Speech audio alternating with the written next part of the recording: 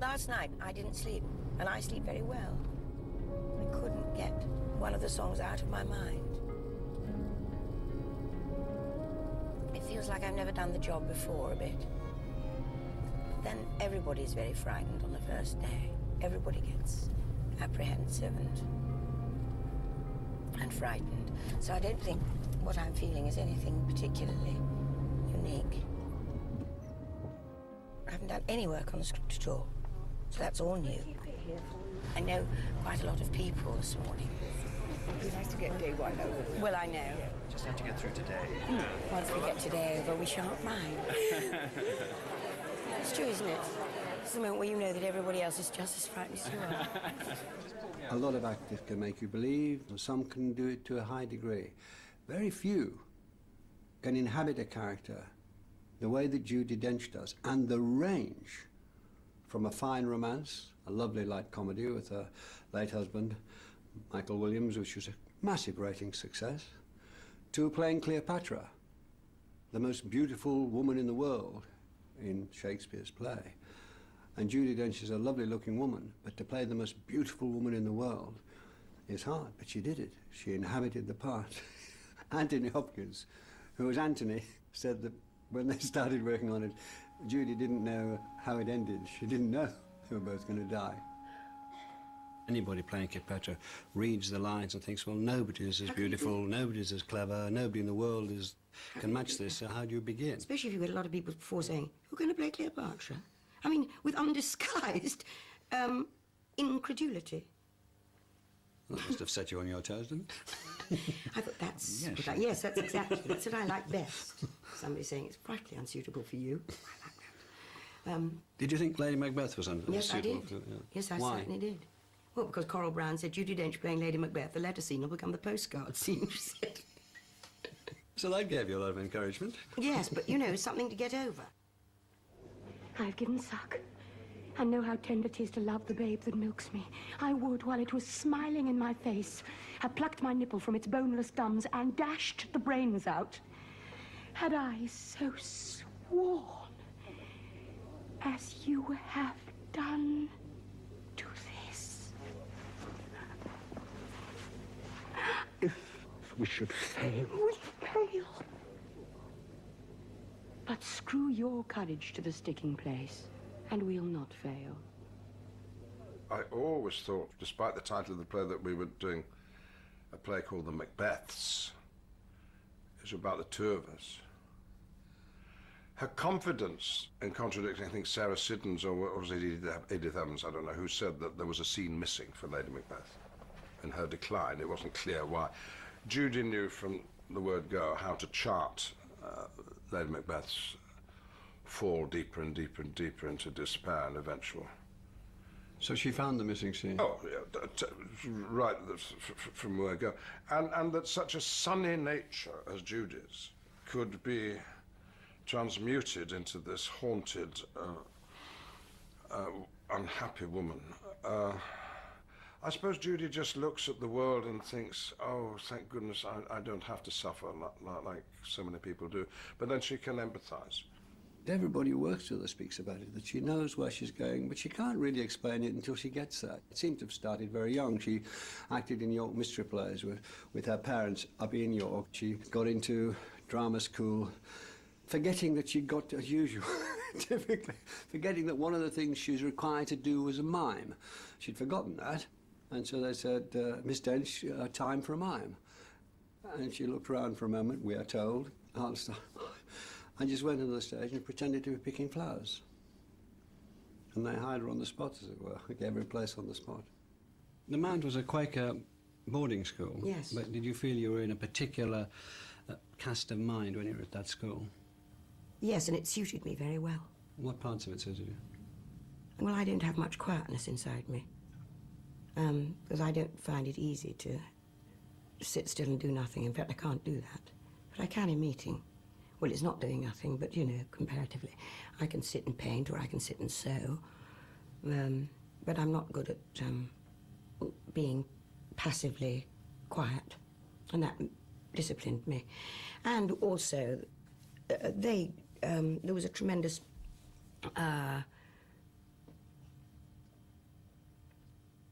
there was a tremendous kind of stress on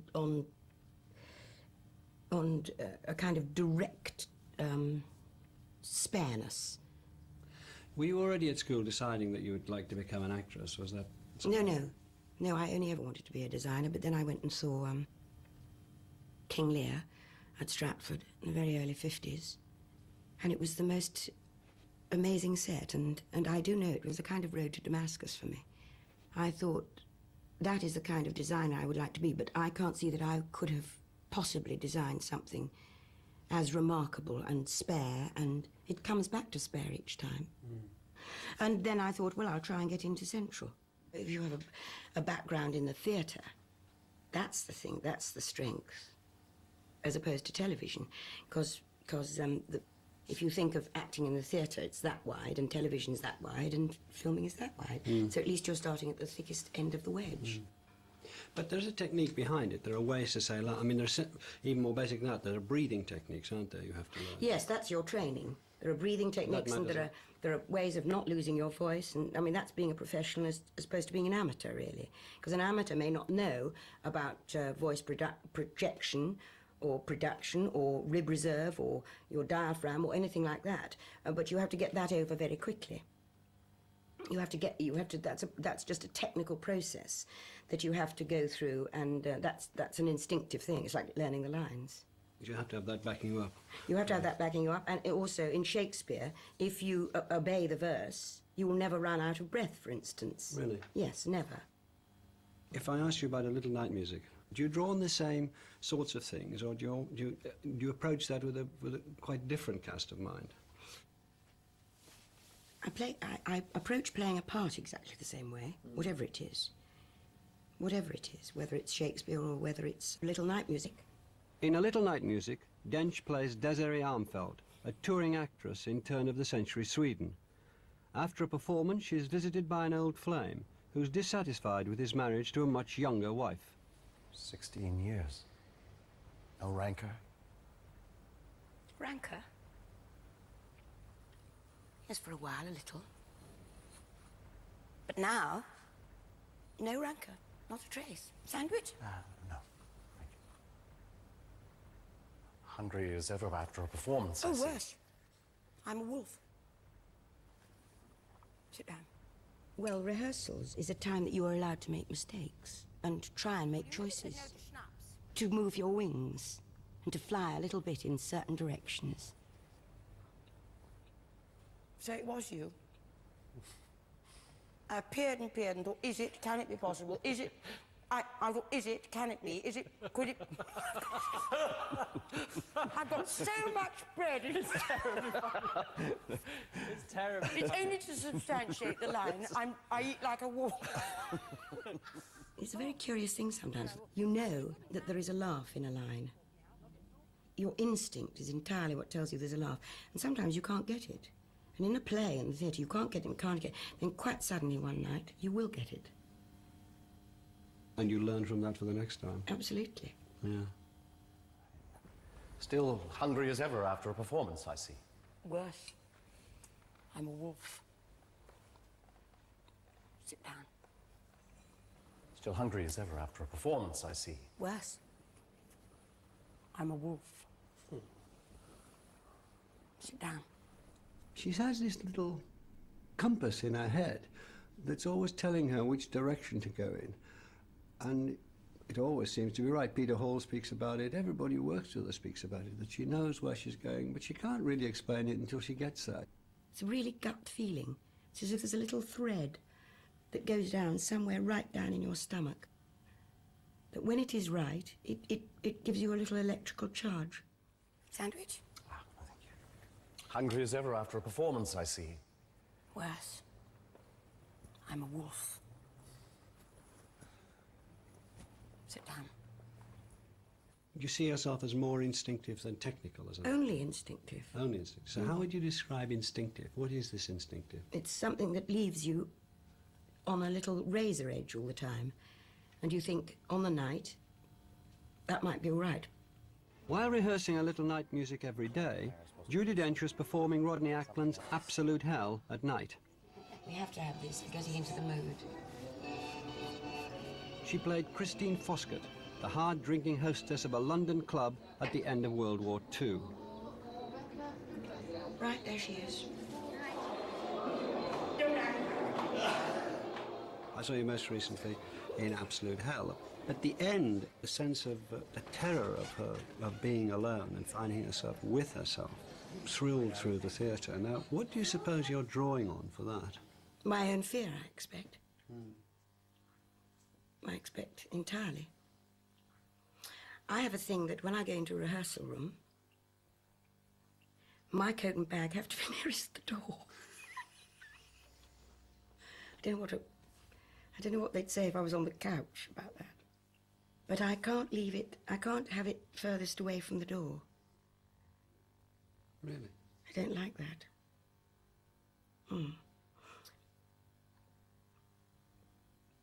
So you see, I have to have a quietness inside me somewhere, otherwise I'll burn myself up. Romance with no kisses. In 1981, Dench extended the boundaries of her career by acting in a television comedy series, A Fine Romance. Not only did she sing the title song, she starred with her husband, Michael Williams. We played those characters as two people who couldn't really get it together. Well, we got it together in 1971, and we revel in one another's company. On occasions, you know, a leading actress will sort of might upstage you, you know. No. And, Charming. And theatrical manners being what they are, you don't particularly say anything, you know. But when Jude does it, I say, just a minute, Jude, come on, get downstage a bit. Michael once said to me, you can't ever be greater on the stage than you are as a person. And I said, I don't believe that. I don't believe it. I absolutely believe it now. Because the boundary, the stop date you put on compassion or anger or all those things, I mean, that is nevertheless a constricting thing. When we filmed her in A Little Light Music, I said, how are you going to do it? I've no idea. She said, I've no idea how I'm going to do it. And she obviously was telling the truth. And unlike Olivier, for instance, who never wanted to be interviewed or shown rehearsing, she didn't mind. And the rehearsal sequences that she did in A Little Light Music are quite wonderful. Isn't it rich? Are we a pair? Me here at last on the ground, you in midair. Send in the clowns.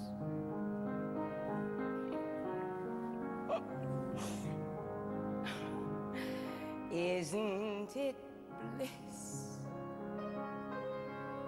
Don't you approve? One who keeps tearing around, one who can't move. Where are the clowns? Send in the clowns. Just when I'd stopped opening doors, finally knowing the one that I wanted was yours, making my entrance again with my usual flair, sure of my lines, no one is there.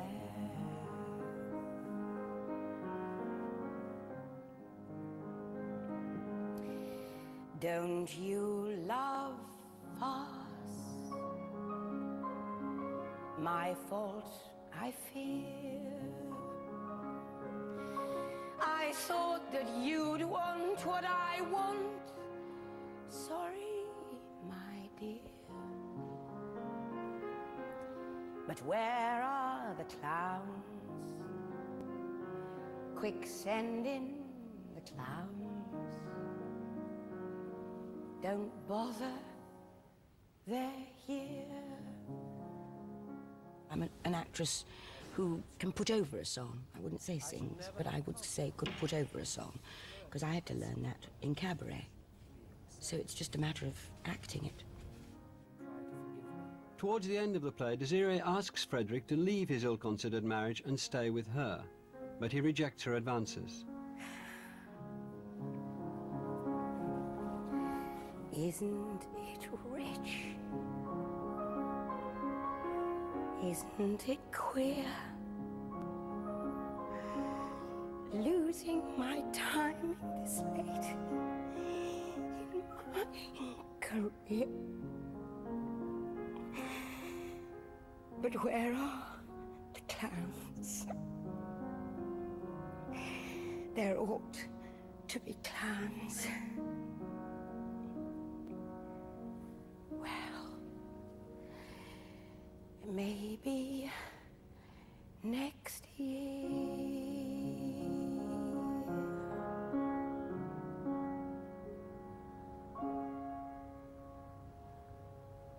Shan't do it like that at all.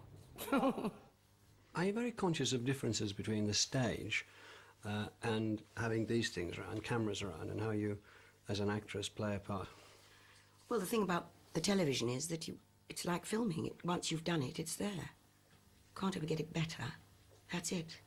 And have you ever felt that? That's the best take I can do? No, because I don't know that that's the take they're going to use. I admire film actors, very, very much indeed. Good film actors, because I think it's the most difficult. You don't see yourself on television? No. In any drama since? Well, I haven't seen any film I've ever done. Haven't seen A Room with a View or A Handful of Dust or anything. I'm going to go and see Goldeneye, though. You don't like me, Bond. You don't like my methods. You think I'm an accountant. A bean counter, more interested in my numbers than your instincts. The thought had occurred to me. Good. Because I think you're a sexist, misogynist dinosaur. A relic of the Cold War. Whose boyish charms, though wasted on me, obviously appeal to that young woman I sent out to evaluate you. Point taken. Not quite, 007. If you think for one moment I don't have the balls to send a man out to die, your instincts are dead wrong. Does it worry you, or do you just think, well, there you go? What do you mean about? The movies, about cinema. I mean, because you've done... Does it worry me that I haven't? Well, that you haven't done more. You've done quite a lot, actually. Oh, no, it doesn't worry me in the slightest. Really? Oh, no. Oh, no, it doesn't worry me. No, because I love the theatre best. Who's this? Oh, that's my daughter. She's with my mother in the country. She used to tour with me, and then one day my mother blew in like the wrath of God and saved her from me. You never met my mother. She wins all our battles. What is the Judi Dench method of acting? I don't know. Does she learn the lines at home? I don't know. They just seem to appear one day and come out of her mouth fully formed as if she'd written them. You despair as you're struggling, and then you think, oh, thank God I've got her. She's a rock. Because I can just watch and listen to Judi and react, and now be nearer the character I'm trying to play. So she has this amazing ability, I think unique in my experience. She just is, somehow. You get a kind of irrational fear on the first night. Here we all are, frightened. What are we frightened about? Well, we're frightened about, I suppose, doing it as well as we possibly can up to this moment. People are going to look at you if you're in a play, if you've done 38 years of theatre. More is expected of you each time. And if we can just get past this kind of barrier, then we'll be all right. To be as successful as you've been for as long as you've been there, there's got to be a determination to keep being there. Do you admit that in yourself? And if I admit that I like it. I like it very much indeed. But if you were to say, what do you want to play next, or what is the part you want, I wouldn't know the answer. I don't know any of those answers. All I know is that we don't retire. Actors, in a way, are not young, middle-aged and old, because they're so busy trying to be that in other areas. I would like to be like Newty Blick, who, you know, died in the dressing room after a performance. except that I love my family so much that I prefer to do it here. I don't want to hit you.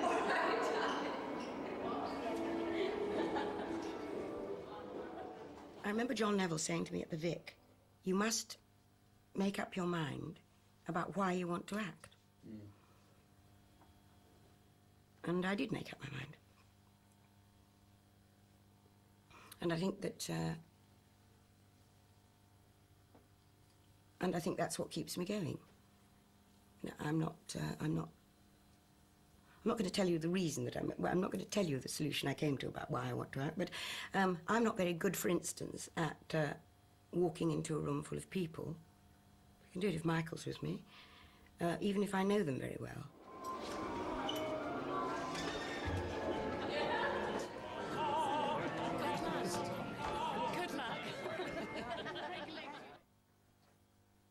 So I suppose it's I